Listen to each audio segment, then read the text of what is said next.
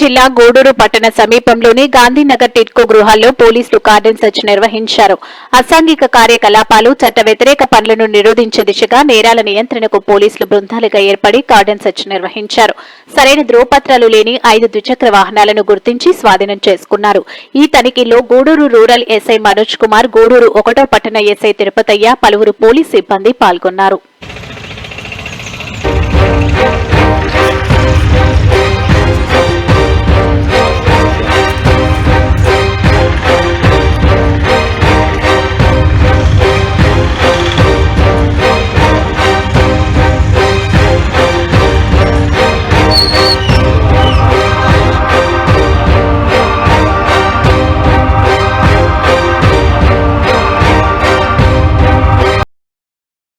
ఇటువంటి మరెన్నో వీడియోల కోసం మా ఛానల్ ని సబ్స్క్రైబ్ చేసుకోండి.